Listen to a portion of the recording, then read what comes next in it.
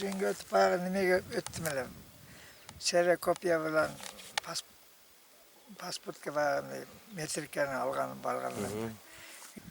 Çocuğum hep saldı da 300.000 so'mda akça var hele bir telefon bilen. Şimdi çıkardım ya karmaganda Julkap kolundan çıkıp gitti.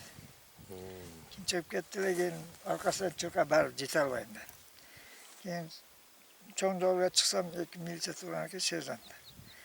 2019 жылдын 15 май күнү дислокация боюнча бөлүнгөнбүз номер 6 багытка Кошиев көчөсүндө. Ошол жерде биз жүргөн учурда, багытта жүргөн учурубузда бир жаран келип бизге кайрылды. Жашы ушу 50-тен өтүп калган бир жаран. Атын бир кийин сурасак Эргеш деп айтты. Фамилиясы Умаров. Келип суранып, мен ушул телефонумду, ушул жерде олтурсам, колумду кайрып, телефонумду жана 1000 сомдой акчалай суммасы 1000 сомдой акчамды алып койду деп кайрылды. Анан ошол жерде эле биз ыкчам аракеттерди кылып, ал ошол бир аз ичип жүргөн бала эле, анан түспөлдөп, кандай анын көрүнүштөрү десем, ошол өзүнө ошол баланы түспөлдөп берди. Аны ошо сырттан тааныч элек, ошол жерде ичип келип кетип жүргөн эле. Анын артынан барып эле ал баланы кармап, ошол тергөө бөлүмчөсүнө алып барып, шектүү адамды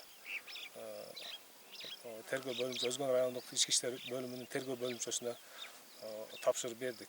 Далил буюм катары Далил буюм катары флей үлгүсүндөгү телефону ошол жерде флей үлгүсүндө телефонуну кайтарып берди. Бул Жомарт келип сурап калды.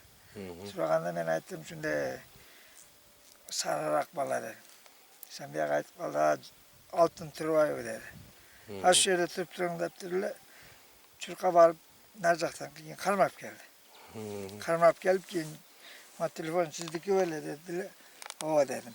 Daröyle kaytarıp verişti. Bir yarım saatten.